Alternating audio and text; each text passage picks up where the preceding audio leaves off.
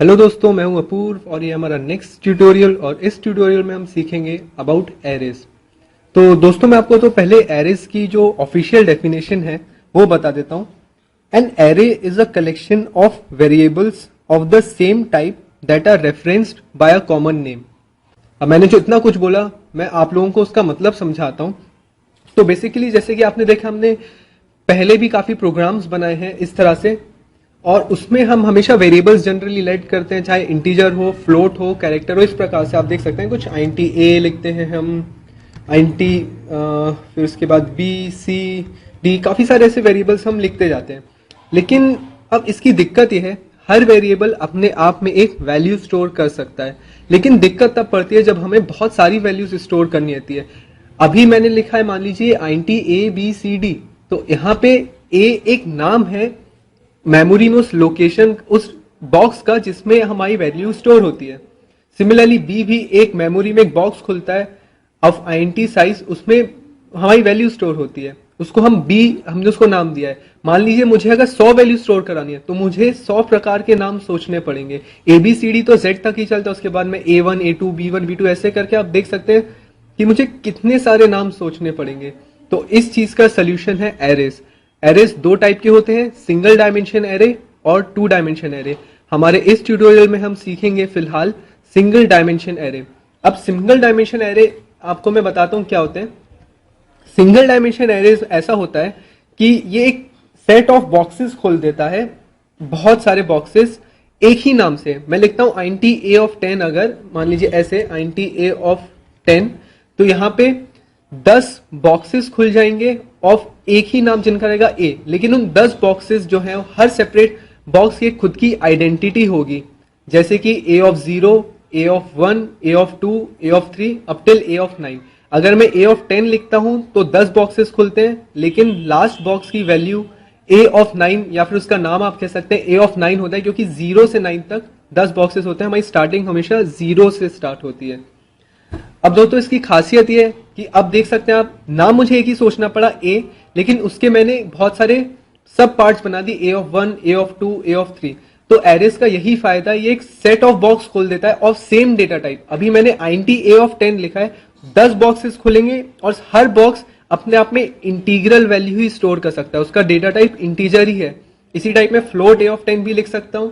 यहां पे मैं लिख देता हूं float A of 10, sorry float A of 10 अगर लिखूंगा मैं, तो यहाँ पे 10 बॉक्सेस खुलेंगे, लेकिन इस बार हर बॉक्स अपने में एक फ्लोट वैल्यू को स्टोर कर सकता है।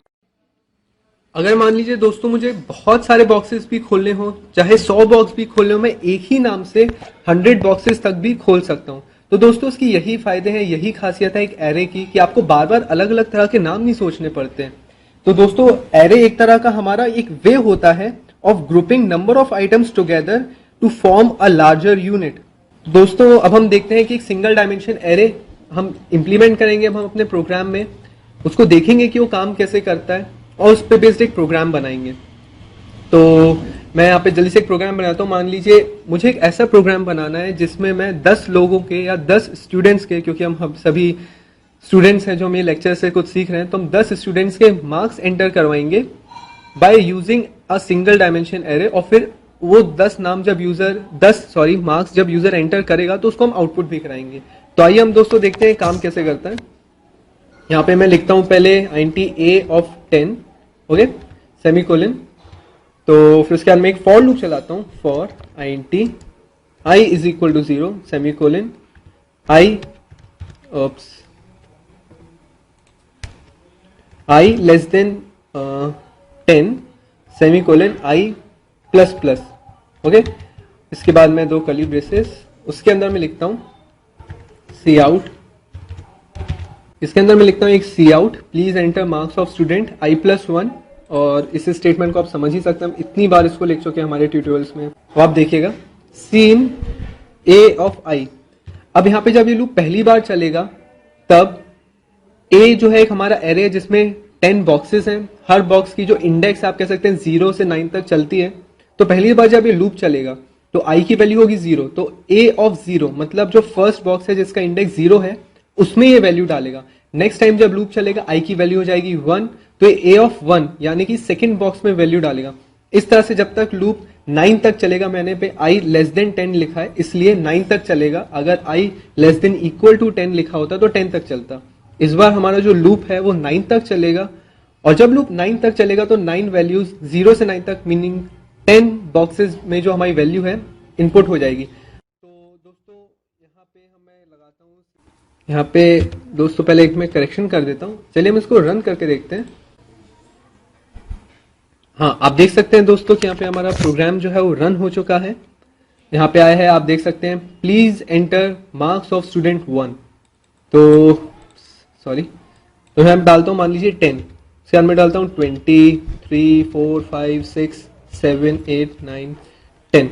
तो दोस्तों ये जो मैंने यहाँ पे ये जो 10 वैल्यूज डाली हैं ये इस लूप के कारण हुआ है। ये इनपुट सीक्वेंशियली उसने यहाँ पे इनपुट लिया है। तो मैंने जो 10 वैल्यूज डाली हैं ये एरे के 10 बॉक्सेस में जाके स्टोर हो जाएंगी। अब वो स्टोर होंगी तो हम एक ऐसा फंक्शन या ऐसा एक लूप बनाएंगे जो इसको डिस्प्ले करेगा।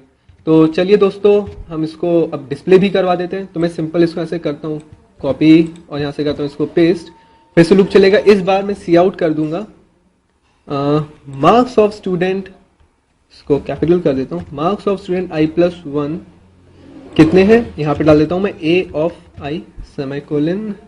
इसको हटा देता हूँ मैं, थोड़े से मैं करेक्शंस कर देता हूँ। मैंने थोड़े से इसमें करेक्शंस किए। दोस्तों हम इसको रन करके देखते हैं और आप देख सकते हैं प्रोग्राम हमारा रन हुआ है। Please enter marks of student 1, 1, 2, 3, 4, 56, 23 random values में इनपुट कर देता हूँ।